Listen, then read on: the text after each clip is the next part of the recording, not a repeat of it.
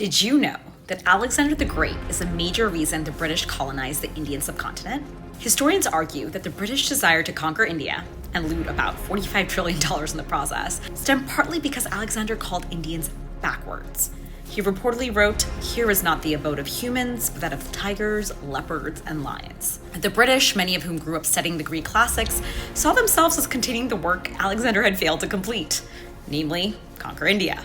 In sum, they were obsessed with this prized jewel that had stumped even the fiercest conqueror that they knew of course. But how exactly did Alexander the Great fail in his greatest mission? In 336 BC, Alexander took the Macedonian throne after his father's assassination, which some say his mother was behind. He was only 20. At only 25, he dared to face the Persian Empire, defeating 2.5 million soldiers with just 50,000 men. Alexander's appetite didn't stop there. He was at least a little delusional. His mother insisted, after all, that she was descended from the mythic warrior Achilles, and so he set his sights ever eastwards. He entered the subcontinent through the Hindu Kush mountains, facing elephants for the second time after the Persians. His siege of Udigram lasted days before the great city finally fell. By the next year, Alexander and his army had reached Punjab. There he faced King Porus and more elephants at the Battle of Hydaspes. He won, pulling off a night maneuver involving a river that no one had expected.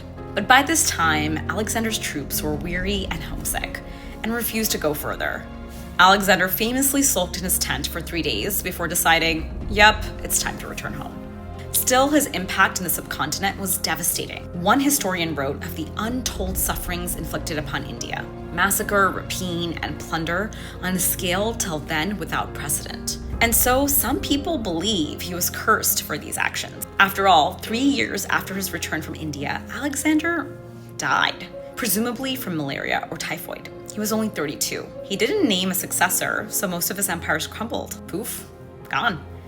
For many South Asians, Alexander remains a conqueror who couldn't quite conquer, a symbol of both foreign invasion and the pride of Indian resistance. Yet, mentions of Alexander endure, from movie titles like Jo Jeeta Wohi Sikandar and Sikandar to metaphors for strength and power. And of course, those mentions are rampant in European texts as well. Some believe the ghost of Alexander will continue to haunt us. As Indian historian A.K. Narayan wrote, he has been praised and admired, as well as blamed and cursed. What do you think of Alexander's legacy? Did it just foretell the British leaving as well? If you like this deep dive, don't forget to subscribe to The Juggernaut to read all of our stories and more, including this one about Alexander the Great's failed conquest.